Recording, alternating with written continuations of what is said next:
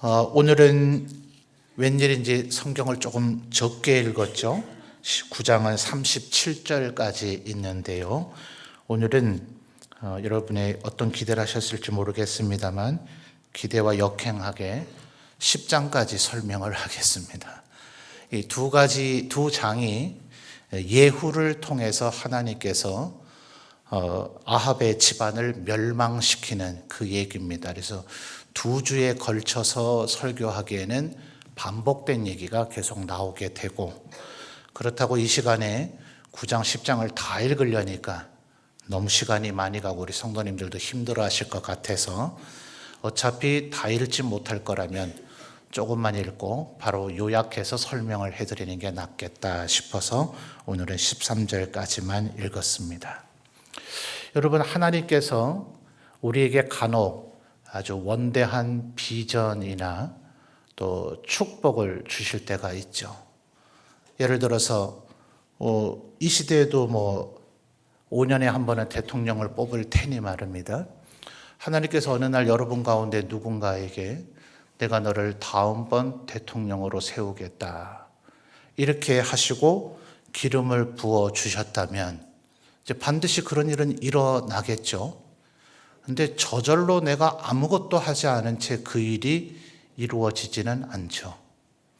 이 예후를 과연 감히 다윗과 비교해서야 되겠습니까마는 다윗의 경우도 한번 생각을 해보십시오. 이새의 집의 막내 아들로서 선지자 사무엘이 자기의 집을 방문했지만 그때 선지자는 오늘날의 목사처럼 동네마다 마을마다 있는 그런 존재가 아니지 않습니까? 사무엘 외에도 아마 사무엘서에만도 나단을 비롯한 여러 선지자가 거론이 되기는 하지만 얼마나 많은 선지자가 있었을까? 그러니 어떤 면에선 전국에 그저 한두 명 정도 되는 선지자가 자기의 집을 방문한다. 이 흔한 일이겠습니까? 그런데도 다윗은 그 자리에 동참을 못하죠.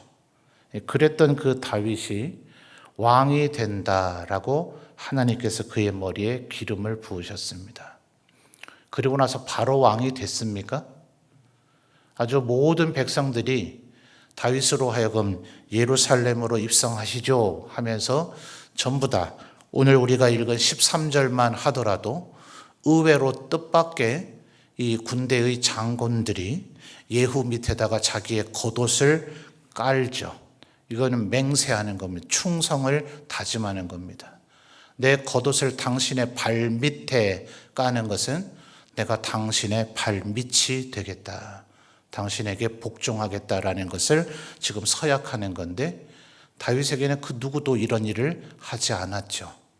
그리고 그는 그로부터 최소 짧게 봐도 약 13년 이상 사울에 의해서 목숨에 위협을 당하며 살아야만 했고 30살에 유다 지파의 왕으로 추대되고 난 후에도 무려 7년 반 동이나 베냐민 지파와 내전을 치르고 나서 37살이 됐을 때 비로소 이스라엘 12지파의 왕으로 인정이 됐을 정도입니다.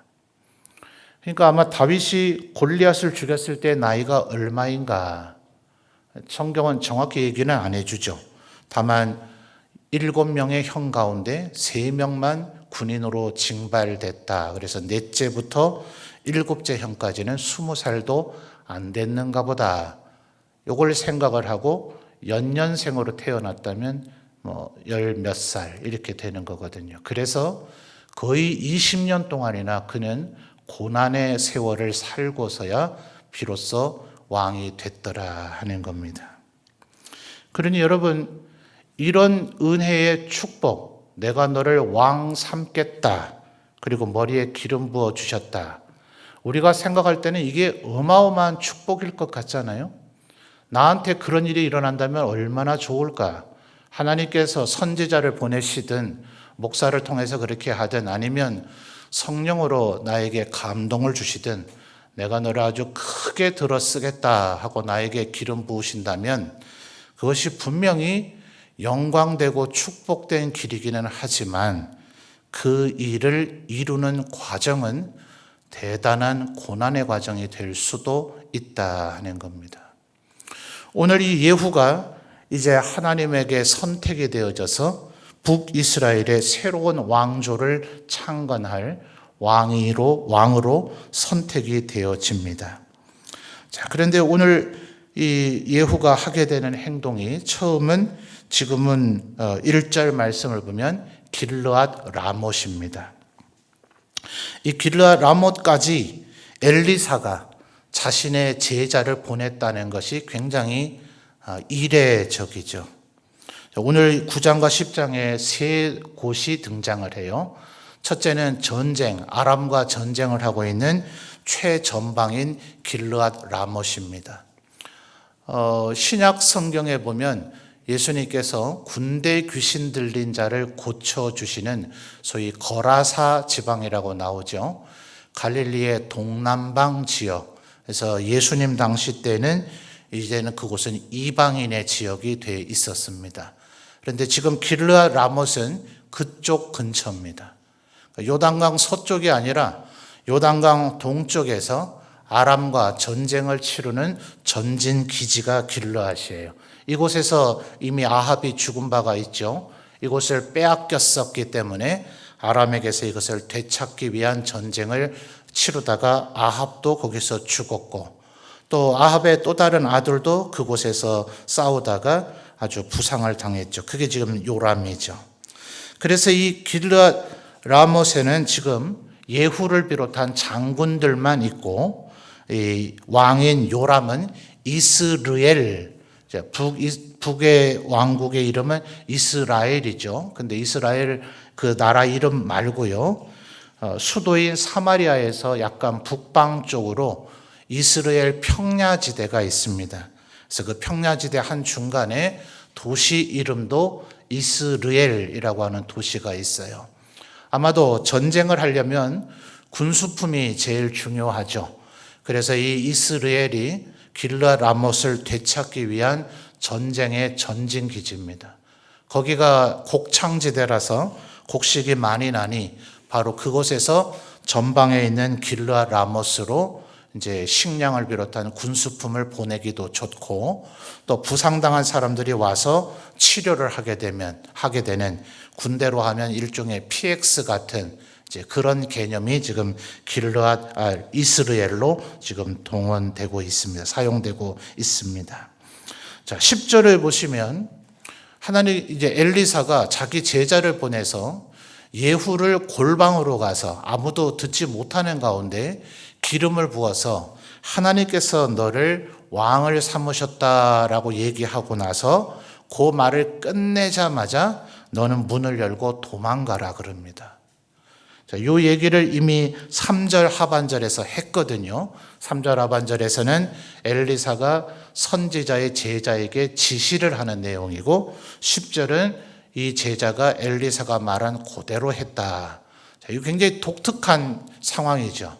성경 어디에서도 사무엘도 사울이 뻔히 왕으로 아직 생존해 있는데 다윗에게 기름을 붓고 나서 도망가지는 않았어요. 왜냐하면 그곳은 이새의 집안이라서 이새도 떨죠. 도대체 무슨 일로 왔습니까? 그러니 하나님께 제사 드리러 왔다. 이렇게 사무엘이 얘기했죠. 왜냐하면 대놓고 마을 주민들, 마을의 장로들이 다 듣고 있는데 내가 너희 아들 중에 하나를 왕으로 기름 부으려고 한다. 그러면 그것도 영모로 체포될 거 아니겠어요? 그러니 지금 10절에 이렇게 엘리사가 제자를 도망가라고 얘기를 하고, 그도 즉시 도망간 이유는 11절을 보시면 예후와 함께 있는 사람들, 다른 군대의 장군들을 11절 예후가 나와서 뭐라고 얘기하죠? 그의 주인의 신복들이라고 표현합니다. 예후야, 자기를 왕으로 삼으신다니 그 얘기를 전달하고 머리에 기름을 부어주는 그 선지자의 제자를 죽일 이유가 없겠죠. 그런데 5절에 보면 군대 장관들이 지금 한두 명이 아니란 말입니다. 이들 모두 다 자기 휘하에 부하들이 있겠죠. 이들 중에 누군가가 아합에게 충성스러운 마음, 그래서 11절에 그의 주인의 신복이라고 표현을 했잖아요. 그러니까 여전히 아합에게 충성심을 갖고 있는 자가 이건 반역이다 하면서 예후를 죽일 수도 있고 엘리사의 제자를 죽일 수도 있기 때문에 속히 기름을 붓고서는 도망가라고 이야기했을 정도인 겁니다. 자, 그러니 예후에게 머리에 기름을 부어주고 네가 왕이 될 것이다 하나님께서 이야기를 하셨다 하더라도 모든 것이 탄탄대로로 알아서 예후가 왕이 되도록은 그 누구도 해주지 않는다 이 말이에요.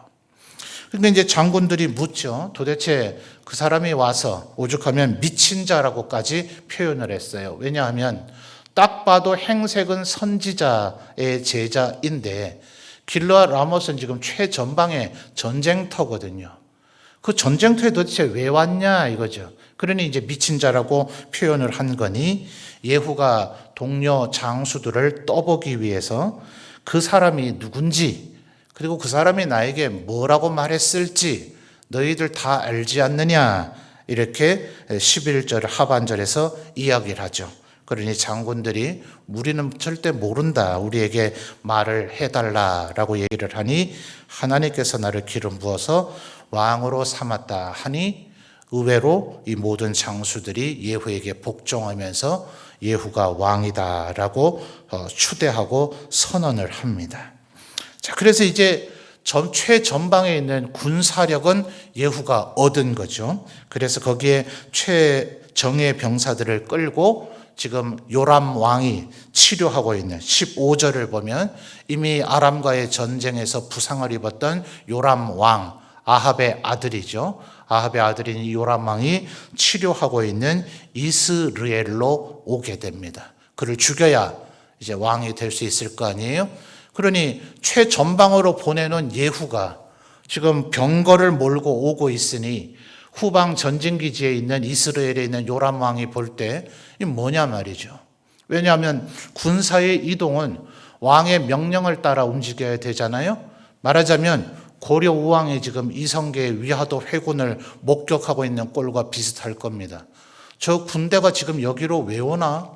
내가 후퇴하라는 명령을 내린 적이 없고 전령이 온다면 극소수의 한두 명이 올 뿐인데 병거가 오다니 이게 무슨 일이냐 해서 전령을 보냅니다. 전령을 보내서 평안하냐 이렇게 묻습니다. 예후에게. 그러니 예후가 평안하든 말든 네하고 무슨 상관이냐 너는 내 뒤에 따라 붙어라 이렇게 지시를 내려요. 그러니 요람 왕이 황당하죠. 전령을 보내서 지금 누가 왜 오는 거냐라고 물었으면 갔던 전령이 되돌아와서 보고를 해야 되는데 가기는 갔는데 오지를 않습니다. 그래서 또 한 명을 보냅니다. 또 한 명을 보내서 물으니 예후가 또 똑같이 대답을 하니까 그도 예후의 뒤에 붙습니다. 너무나 지금 놀라운 상황인 거예요. 분명히 아합의 아들 요람의 휘하에서 예후의 반역을 제지하고 어떻게 왕에게 반역을 할 수 있느냐 이렇게 할 사람이 한 명이라도 나와야 되거든요. 근데 한 명도 안 나옵니다. 그대로 보내는 쪽쪽 마치 예후의 반역을 기다리기도 했다는 듯이 예후에게 붙어버립니다. 그러니까 이제는 20절을 보시면 파수꾼이 2명이나 전령이 갔는데도 안 돌아오니 그러는 가운데 병거는 점점 가까이 올 거 아닙니까? 그래서 20절을 보면 파수꾼이 보면서 요람 왕이여 저거 아무래도 예후 같습니다 이렇게 얘기합니다. 병거를 모으는 게 얼마나 난폭하고 사납게 모는지 이 예후가 모는 것처럼 미친 듯이 몹니다. 이렇게 표현을 한 거예요. 그러니 21절에서 이제 요람 왕이 이건 뭔가 심상치 않다고 여겨서 자기의 조카뻘이 되어지는 생질이 되겠죠. 생질이 되는 남유다의 왕 아하시아와 함께 각각 병거를 타고 예후를 만나러 갑니다. 그게 21절이에요. 자, 21절 중요한 게 나오기 때문에 우리 성도님들 한번 읽어볼까요? 21절입니다. 시작.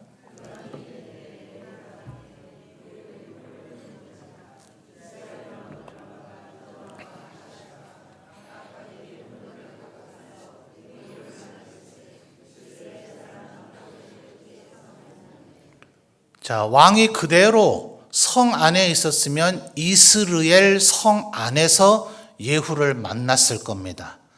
그런데 전령을 2명 보내놓고 나서도 전령이 되돌아와서 누군지를 보고를 안 해도 성 안에 있는 게 훨씬 안전하죠.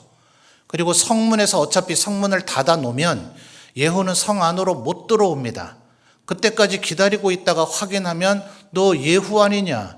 너 임마 전방 사령관이 어떻게 전방을 비워놓고 지금 이 후방 기지로 네 멋대로 온 거냐? 거기서 묻고 대답이 시원치 않으면 궁수들에게 화살을 쏴서 죽였으면 그만이에요. 근데 요람이 웬일인지 조급증을 가져서 아하시아까지 데리고 병거를 몰고 나갔는데 21절 하반절에 그 장소가 어디라고요? 나봇의 토지였다. 기억하십니까? 아합이 두로와 시돈의 공주인 이세벨과 하나님을 섬기는 자들은 다 죽여라. 이제는 오직 바알만 섬겨야 된다. 이전까지 있었던 북이스라엘 왕들과는 비교할 수 없는 악한 행동이었습니다. 그런데 하나님께서 아합을 버리고 멸하시고자 했던 것은 우상 숭배와 하나님의 종들에 대한 핍박 때문이 아니었다 그랬죠. 마지막 나봇의 포도원을 뺏고자 했던 일이었다. 왜요? 가나안 땅 전체는 하나님께서 주신 것이니까요. 그래서 땅은 내 것이니 너희는 사고 팔고 할 수가 없다라고 하시면서 50년마다 돌아오는 희년이 되거든 원래 주인에게 돌려줘야 된다. 그래서 룻기에서 나타나는 나오미, 룻기의 시어머니 나오미도 베들레헴 땅을 버려두고 모압 땅에 가서 수십 년 살다 되돌아왔지만 보아스를 통해서 땅을 되돌려받게 되죠. 바로 하나님의 희년이 이루어지고 있는 모습이 룻기의 배경 속에 있는 겁니다. 그러니까 하나님께서 세우시고자 했던 이스라엘, 하나님의 백성들의 나라는 그 어떤 가난한 사람도 없고 영원토록 이어질 부자도 없는 하나님의 은혜만 사모하며 하나님의 말씀을 따라 모두가 공존하는 세상을 원하셨던 것인데 하나님께서 그 계획하신 그것을 우상 숭배하는 것보다 그걸 허물어뜨리는 걸 더 극악한 죄로 여기셨다. 그래서 나봇의 포도원을 뺏어서 자기의 것으로 삼은 것 때문에 아합의 집안을 멸하리라 결심하셨다 했는데 결국 아합의 남은 아들인 요람이 어디에서 죽는다고요? 21절 하반절에 나봇의 토지, 바로 그 극악한 죄악의 현장 속에서 그가 죽게 되더라. 그래서 예후가 쏜 활에 의해서 24절에 이 아합의 아들인 요람이 죽습니다. 자, 요람이 죽는 걸 보니 아하시아가 얼마나 놀랐겠습니까? 반역이 일어났구나 싶어서 그가 도망가는데 예후가 그를 그냥 두겠어요? 남유다의 왕이긴 합니다만 북이스라엘과는 아무 상관이 없을 것 같지만 지금 죽임을 당한 요람의 생질이 됩니다. 자기 누나의 아들이 되는 거예요. 조카란 말입니다. 그러니 이 요람을 죽인 것을 현장에서 목격을 했으니 이 사람 살려두면 안 되죠. 그래서 남유다의 왕도 저도 죽여라 라고 명령을 내려서 27절 하반절을 보면 도망가다가 무기또에서 결국 목숨을 잃습니다. 그리고 나서 이제 이스라엘로, 바로 이스라엘로 어차피 가고 있는 상황인데 나봇의 포도원까지 이 요람이 나왔었기 때문에 이제 예후는 요람을 죽인 후에 이스라엘로 이제 입성하려고 합니다. 근데 30절을 보면 그 광경을 멀리서 아마 보았는지 이 요람에는 어머니가 되겠죠. 그리고 아합 왕의 아내였던 이세벨이 자기 아들이 지금 죽임을 당했는데 그걸 알고 있는 것으로 보여지는데 화장을 합니다. 참 귀한 여인이죠. 그래서 아마 태후로서의 왕의 어머니가 되니 데비마마쯤 되는 거 아닙니까? 태후로서의 권위와 위세를 세우고 그런 권위 속에서 죽겠다고 아마 결심을 한 것 같아요. 그러니 31절에 예후에게 이렇게 말하죠. 모르는 상황이 아닌 겁니다. 자, 31절 우리 성도님들 한번 읽어보실까요? 시작.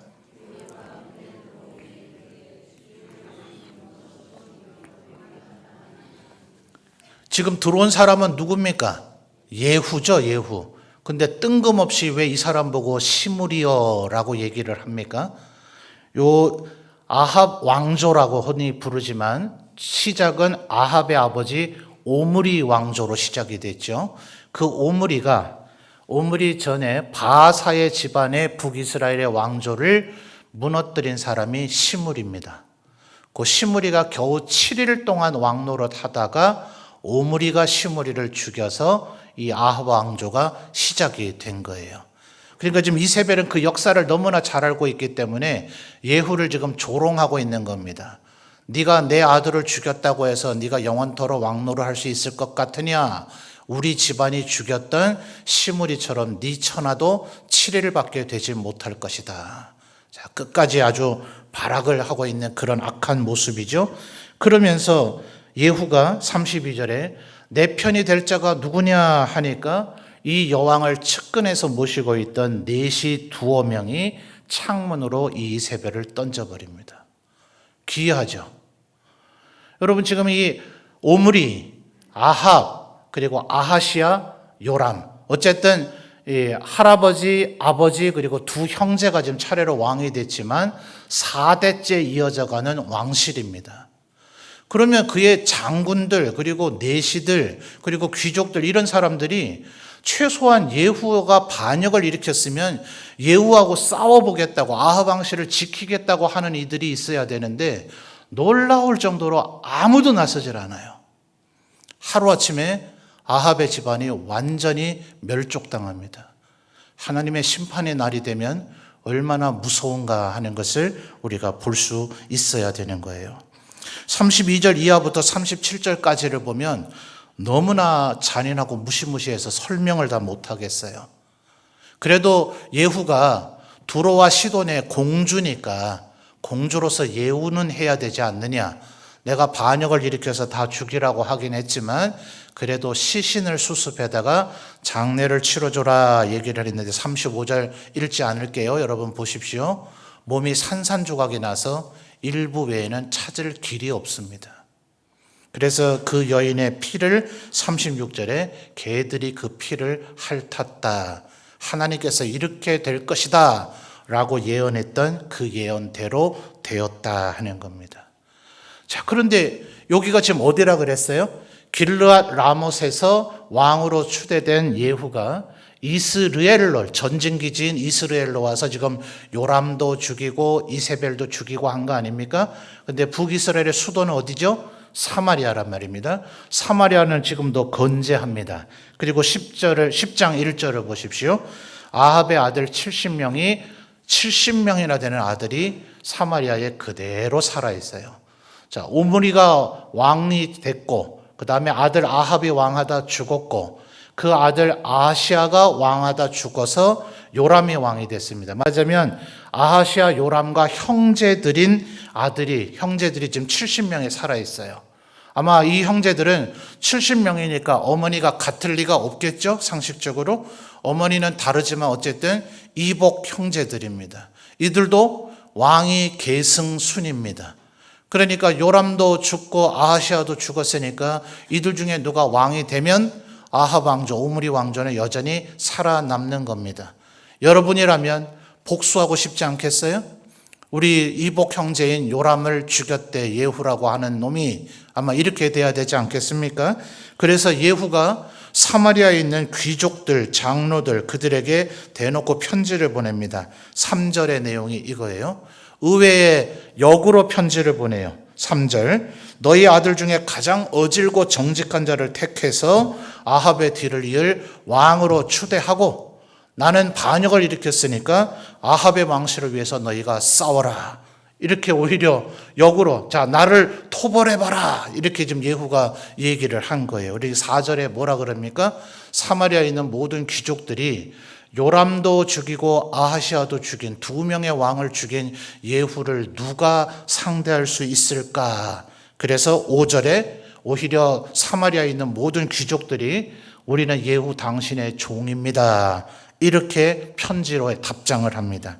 그래서 예후가 두 번째 편지를 보내요. 너희가 내 종이 맞거든 그 아합의 아들 70명을 다 죽여서 목을 잘라 내게로 보내라. 그래서 그 70명을 전부 다 목을 잘라서 보냅니다. 그래서 이제 사마리아마저도 접수됐다라는 것이 예후에게 확인이 돼요. 그래서 11절을 보시면 아합에게 협력했거나 아합의 친척이거나 아합을 적극적으로 추종했던 이스라엘에 있는 모든 귀족들 그리고 바알의 제사장들 그들 모두를 다 죽여버립니다. 그러니까 그냥 아합의 친족만 죽는 게 아니에요. 그동안 바알과 아세라를 섬겼던 북이스라엘을 타락하게 만들었던 모든 세력들이 지금 예후의 손에 다 죽임을 당하고 있습니다. 그래서 이제 이스라엘을 완전히 초토화시켰기 때문에 사마리아로 입성을 하러 가는데 13절을 보십시오. 13절 우리 성도님들 또 읽어주실까요? 시작.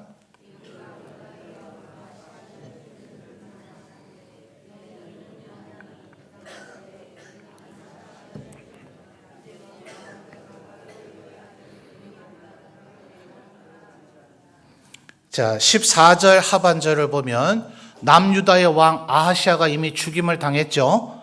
요람이 죽는 화살 맞아 죽는 걸 보고 놀라서 도망가다가 무기또에서 예후의 부하들에 의해서 죽임을 당했다 그랬죠. 그런데 이 아하시아의 형제들이 지금 북이스라엘에 말하자면 요람이나 또 이세벨 이런 사람들을 만나서 인사하려고 온 겁니다. 14절 하반절을 보니까 42명이에요. 이들은 어쨌든 다윗의 후손인 셈들 아닙니까? 지금 북이스라엘과 사돈을 맺기는 해서 이 아하시아와 남유다의 아하시아 왕은 이 이세벨의 딸인 아달랴의 아들이 되어 있긴 합니다만 나머지 42명 또한 어머니가 그 아달랴는 아닐 터이니 다른 이복 형제들이니까 이들은 온전히 남유다의 다윗의 자손들이죠. 근데 이들마저도 죽임을 당합니다. 여러분, 죄악된 사람들 근처에 있거나 죄악된 사람들과 협력하거나 죄악된 사람들과 이 관계를 맺고 있으면 하나님의 심판의 날에 남유다까지 지금 완전히 거의 멸족을 당하고 있다. 그래서 이제 다음 시간에 살펴보겠습니다만 아달랴라고 하는 그 아합의 딸이 약간 미쳐버립니다. 그래서 아예 자기가 어쨌든 남유다로 시집을 갔으면 남유다의 이제는 태후로서 살아야 되잖아요. 대비로. 그런데 아예 다윗의 후손을 다 죽여서 남유다를 멸망시키겠다는 시도를 해버립니다. 사돈 한번 잘못 맺은 게 얼마나 최악의 상황이 되는가. 그러니까 이 지금 13절, 14절에서 표현되는 아하시아의 형제들은 이건 뭔 날벼락이에요. 그냥 남유다에 가만히 있었으면 남유다까지 예후가 쳐내려오지는 못하거든요. 근데 쓸데없이 북이스라엘을 방문했다가 42명이 몰살을 당하게 되는데 15절을 보면 의외의 인물이 소개가 되어집니다. 자, 10장 15절 한번 읽어주실까요? 시작.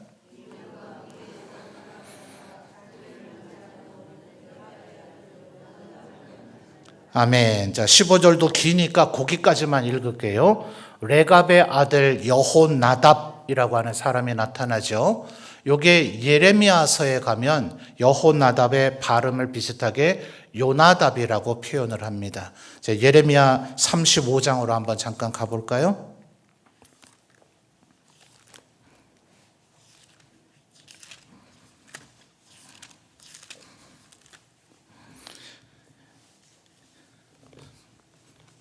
예레미야 35장을 보면 2절부터의 말씀을 보시면 레갑 사람들에 대한 이야기가 나옵니다.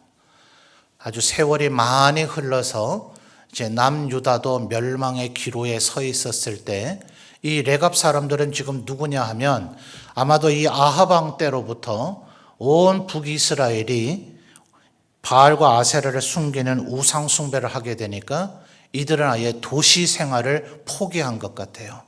그래서 아예 목축업의 생활, 자기들의 선조들의 삶으로 돌아갑니다. 그래서 6절에 예레미야 35장 6절, 7절 같이 한번 읽어볼까요? 시작. 그들이 이르되 우리는 포도주를 마시지 아니하겠노라. 레갑의 아들 우리 선조 요나답이 우리에게 명령하여 이르기를 너희와 너희 자손은 영원히 포도주를 마시지 말며 너희가 집도 짓지 말며 파종도 하지 말며 포도원을 소유하지도 말고 너희는 평생 동안 장막에 살아라. 그리하면 너희가 머물러 사는 땅에서 너희 생명이 길리라 하였으므로. 자, 바로 이 동일 인물입니다. 이 레갑의 아들 요나답 혹은 여호나답이 그의 후손들에게 너희는 도시에서 살지 마라. 집 짓고 살지 마라. 그리고 농사 짓지 마라. 그리고 오직 가축만 키우면서 장막에서 살고 포도주도 마시지 마라. 단순한 식생활과 생활을 얘기하는 게 아니고 우상 숭배에 휩쓸리지 말라라는 이야기입니다. 그리고 포도주는 노아의 실수에서 보듯이 사람이 실수하게 만들고 죄악을 짓게 만드는 하나의 원인이 되기 때문에 포도주도 엄격하게 금한 겁니다. 그런데 11절을 보시면 약간의 미묘한 변화가 생겼어요. 바로 남유다를 멸망시키는 바벨론의 느부갓네살이 이 남유다를 침공하기 시작하자 들판에 있는 사람들은 바벨론 대군에 견뎌낼 길이 없는 겁니다. 그래서 이 레갑의 자손들이 예루살렘 성 안으로 수백 년 전통을 조금은 깨트리고 들어오게 됩니다. 그러니까 하나님께서 지금 예레미야를 시켜서 일부러 그들이 안 그럴 줄을 아시고 테스트를 해보셔서 2절에 예레미야로 하여금 이들에게 포도주를 권해서 마시게 해보라 하는 겁니다. 마셨을까요? 안 마셨을까요? 안 마십니다. 우리의 조상이 우리에게 명령을 하고 맹세하게 하셨기 때문에 우리는 지금 느부갓네살의 침략 때문에 어쩔 수 없이 예루살렘 성 안으로 들어오기는 했지만 우리는 포도주는 절대로 마시지 않을 겁니다 라고 얘기하자 16절로 넘어가 볼까요? 예레미야 35장 16절. 자, 같이 읽겠습니다. 시작. 레갑의 아들 요나답의 자손은 그의 선조가 그들에게 명령한 그 명령을 지켜 행하나 이 백성은 내게 순종하지 아니하도다. 그래서 19절에 하나님께서 이렇게 이들을 축복하십니다. 19절 같이 읽을까요? 그러므로 만군의 여호와 이스라엘의 하나님께서 이와 같이 말씀하시니라. 레갑의 아들 요나답에게서 내 앞에 설 사람이 영원히 끊어지지 아니하리라 하시니라. 아멘. 이들이 이렇게 축복을 받는 겁니다.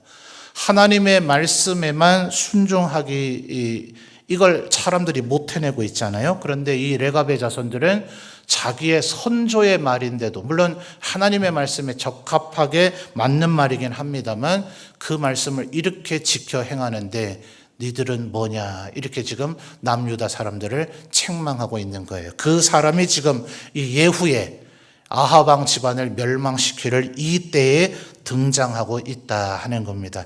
자, 열왕기하로 다시 돌아오시죠.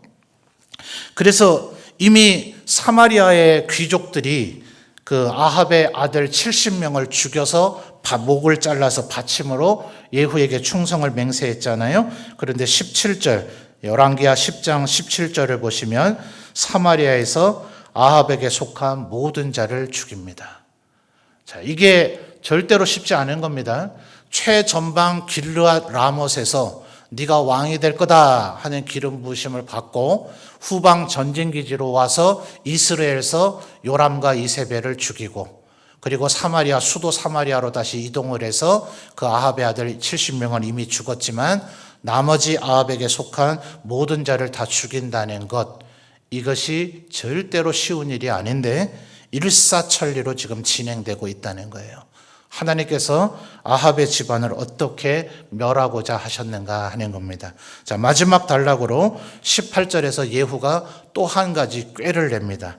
자, 18절에 보시면 예후가 말하기를 아합은 바알을 조금 섬겼지만 나는 많이 섬길 것이다 하면서 큰 제사를 바알에게 드릴 것이니까 전국에 있는 모든 바알의 선지자, 바알을 섬기는 자, 바알의 제사장들 전부 다 모여라. 만약 오지 않는 자는 죽이겠다. 아주 어마어마하게 바알을 섬길 것처럼 이야기를 합니다. 그래서 20절을 보면 예후가 바알을 위하는 대회를 거룩히 열라 함에 공포가 된 거예요. 그래서 전국에, 북이스라엘의 전국에 있는 바알을 섬기는 자들이 다 모입니다. 그래서 22절을 보면 예복을 준비했다가 그들에게 전부 다 예복을 입히라고 합니다. 지금 도망 못 가도록 표식 장치를 하는 거예요. 그러면서 마치 반대인 것처럼 이렇게 얘기합니다. 23절 하반절에 여호와를 섬기는 자는 이 자리에 있으면 안 된다. 바알의 입장에서 보면 부정한다는 거죠. 여호와를 섬기는 자는 다 나가라. 이렇게 해놓고서는 24절에 80명을 동원시켜서 이 안에 있는 바알을 섬기는 자들을 다 죽이라. 이렇게 명령을 내립니다. 일부러 하나님을 섬기는 자가 거기 섞여 있다가 같이 죽임을 당할까 봐 아예 추려내고, 바알을 섬겼던 자들은 예복을 입혀서 누가 봐도 표시가 나도록 만들어 놓고 그들을 완전히 멸망시킨 겁니다. 대단하죠. 그냥 왕이 된다라고 해서 요람만 죽인 게 아니라 요람과 아하시아와 남유다의 아하시아 형제들과 이스라엘과 사마리아 주요한 도시에 있는 또 전국에 있는 바알 숭배자들을 전부 다 끌고다가 다 죽였습니다. 예후 참 잘했죠? 그런데 여러분 마지막 여운이 남습니다. 29절과 31절을 보면 예후가 이렇게 하나님 앞에 어쨌든 정직하게 했어요. 그래서 네 자손 30절에 네 자손이 4대 동안 왕위를 이을 것이다 라는 축복은 받습니다. 그런데 예후가 북이스라엘을 창건한 여로보암이 만들었었던 황금 송아지를 섬기는 죄악에서는 떠나지를 않았습니다. 그래서 예후도 그 자신의 죄악 때문에 하나님 앞에 4대만 축복을 받고 결국은 버림받게 되는데 32절부터를 보면 이때에 요단강 동쪽, 우리가 그토록 지금 길르앗 라못 그랬잖아요. 그래서 33절을 보면 길르앗 온 땅, 요단강 동쪽에 루벤 지파의 땅, 갓 지파의 땅, 므낫세 절반 지파의 땅이 이 시대의 유린이 됩니다. 아직 아수르와 바벨론에게 멸망당하기 전이에요. 그런데 요단강 동쪽 땅을 완전히 잃어버립니다. 여러분 원래 하나님께서 아브라함에게 주셨던 땅은 동쪽은 요단에서부터 서쪽은 지중해까지, 북방은 유브라데에서부터 애굽 접경까지, 애초부터 하나님의 약속 속에 요단강 동쪽은 없었어요. 그런데 요단강을 건너기 전에 아모리 왕 시혼과 옥의 땅이 정벌이 돼서 좋은, 이제는 더 이상 전쟁하지 않아도 취할 수 있는 땅이 있는 것 같아 보이자 루벤과 갓과 므낫세 절반 지파가 우리는 가축이 많으니까, 여기는 가축 키우기 너무나 좋아 보이니까 이 땅을 주십시오라고 했어요. 정말 알량한 핑계입니다. 나머지 9지파 반은 가축 안 키우고 뭐 딴짓합니까? 나머지 9지파 반이 얻을 땅은 물이 넉넉하지 않아도 됩니까? 그렇지 않죠. 그래서 약삭빠르게 하나님 앞에 잔꾀를 부린 사람들이 제일 먼저 이스라엘 역사에서 사라져갑니다. 예후는 하나님 앞에 일견 충성한 듯 하기는 하지만 황금 송아지를 섬기는 죄악에서는 떠나지를 못했기 때문에 여러분 이 부분을 두려워하십시오. 이 자리에 있는 우리 성도님들 전부 다 하나님 섬기는데 아주 열심히 있으신 분들일 거예요. 다 잘하더라도 부족함이 있으면 하나님께서는 그 부족함을 아신다 하는 거 기억하셔서 이미 여러분이 익숙하게 잘하고 있는 것에 만족하시면 안 됩니다. 하나님께서는 우리가 흠 없고 거룩하고 티가 없기를 원하십니다. 너무 안 되는 것 때문에 열등감과 패배감에 사로잡힐 필요는 없지만 내가 이미 잘하고 있는 것에 자고하고 교만해서 내가 완벽한 줄로 착각하면 예후꼴 나는 겁니다. 예후가 이토록 하나님 앞에 충성을 다했지만 황금 송아지를 섬기는 죄에서 떠나지 못했다 하는 이것을 기억하셔서 아까 예레미야 35장에서까지 소개되어지는 누구요? 레갑의 자손들을 본받으셔야 됩니다. 그들은 일찍부터 예후와 같은 군대 장관의 명예를 누리지 않았습니다. 그들은 모든 것 포기하고 광야 들판으로 나가 장막에서 살도록. 여러분 그래서 히브리서 11장에서 아브라함과 이삭과 야곱을 칭찬하는 겁니다. 세례 요한이 여자가 난 자 중에 이자보다 큰 자가 없다라는 칭찬을 받는 이유가 거기에 있는 겁니다. 이 세상의 모든 영화와 즐거움 다 포기하고 오직 하나님만 섬기는 것을 인생의 제일의 목표로 삼아서 살았던 사람들, 그들이 진정으로 하늘의 별과 같이 빛나더라 하는 것입니다. 예후처럼만 살아도 얼마나 대단한 것이겠습니까? 또 서슬퍼런 아합의 집안, 영원히 멸망할 것 같아 보이지 않았지만 하루아침에 그림처럼 사라져버리는 집안이 되더라 하는 것을 기억하셔서 오직 하나님의 말씀대로만 살아가기를 다짐하며 결단하시는 오늘 이 밤이 되시기를 바랍니다.